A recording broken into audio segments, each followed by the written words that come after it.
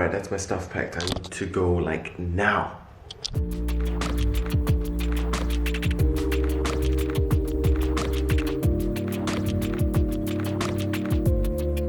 This is not gonna be a review. It's just gonna be a video about me out and about shooting with the 50mm Kamlan f1.1. It's not gonna be technical, it's gonna be heavily subjective and heavily opinionated. So please just bear with me. Now the reason for this is because I don't have technical know-how or technical equipment to measure the sharpness of the lens or to measure chromatic aberration. What I can tell you, however, is use cases that I found it useful to be in and my experience shooting with this lens, because that's really the most important, I think.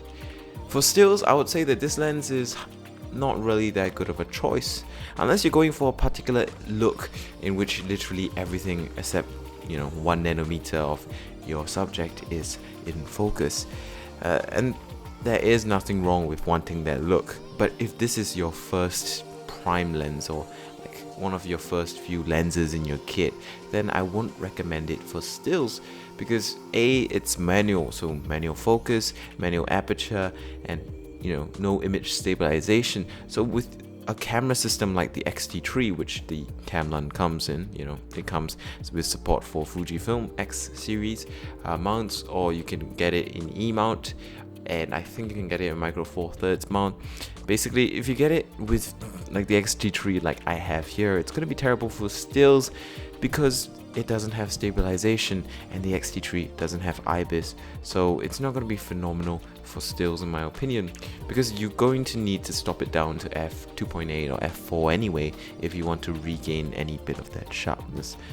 No, this lens isn't about that. This lens is all about running it at f1.1 and enjoying the blurriness. And while that isn't usually very desirable for stills, for video, it actually is quite useful, and you can actually find a lot of situations where just running it blurry depth of field, razor thin depth of field, kind of f1.1 run and gun might actually do you good.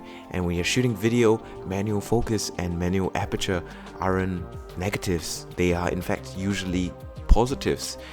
Declicked aperture on this thing is excellent, and the manual focus ring is nice and smooth.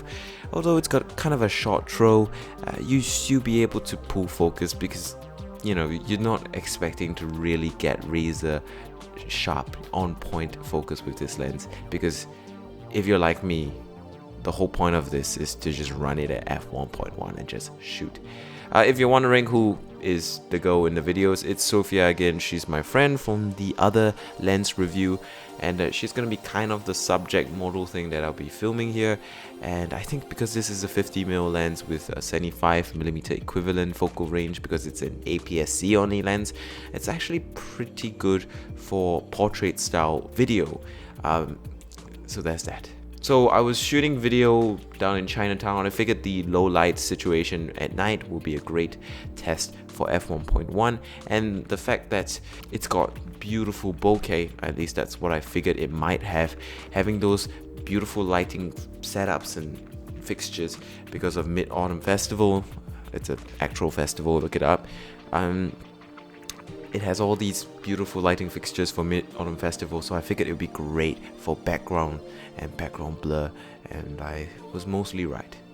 I did shoot a couple of stills as sample images. I'm gonna put them up on screen now, but I spent most of my time just shooting video, because I figured the best way to enjoy this lens would be shooting video with my new X-T3 rig, and I really did enjoy actually doing that. If you want to know about my X-T3 rig, a video is coming up soon. It's a heavily modded device and it's going to be amazing. The lens has pretty alright build quality. I mean, it's not phenomenal, but it is fully metal and has a metal mount.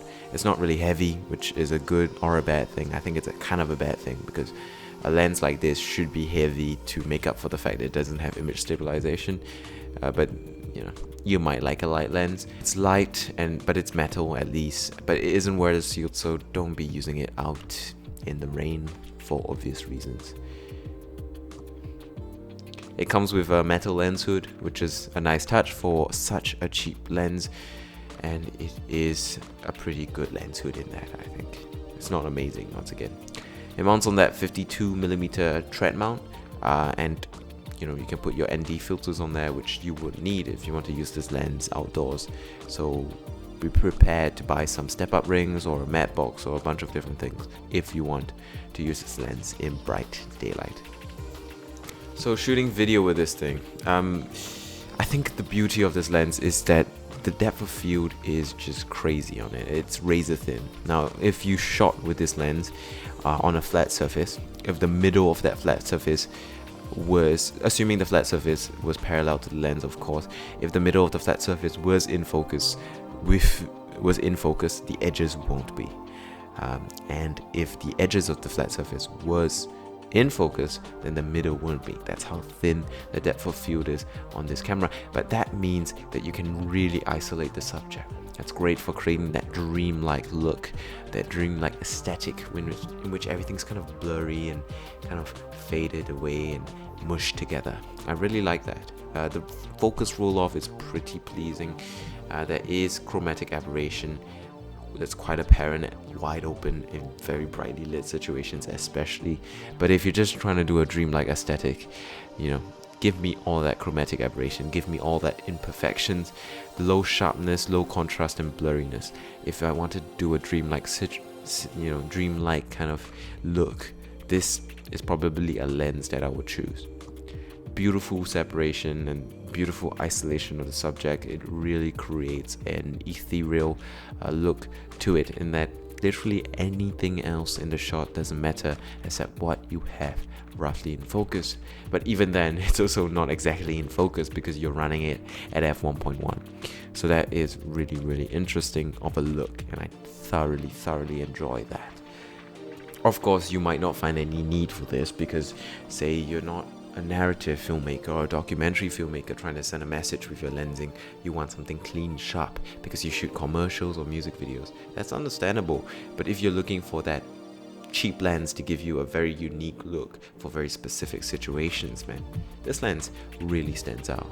It's also pretty good in low light considering it is such a fast lens, but I wouldn't say that running it at f1.1 is practical at all. In fact, I would rather use a Canon Nifty 50 with an adapter on the Fujifilm X-D3 or something like that than use this lens if I just needed a sharp 50mm lens, because seriously, it's not sharp even at f2, and I'd rather use another lens than this. So there's that. But if you're getting that unique look, wow, love it. So in conclusion then, this is a very specific lens for a very specific look. But the good thing is that it's very cheap, so if you can afford it, it's great if you just want to mess around and get unique looking images and videos, particularly video. I think it's excellent for video because in video, sharpness, well, it kind of matters in terms of resolution, but doesn't at the end of the day, so long as you get a nice looking image. It doesn't matter if it's soft, so long as the image fits, it fits. So for this lens, I would say it's excellent for video, for particular types of shooting, and not that good for stills. And you really need to know what you're getting into with this lens before you buy it, especially if you are broke like me. I'm not saying I regret this lens, I absolutely love it. It's fun as hell to shoot with.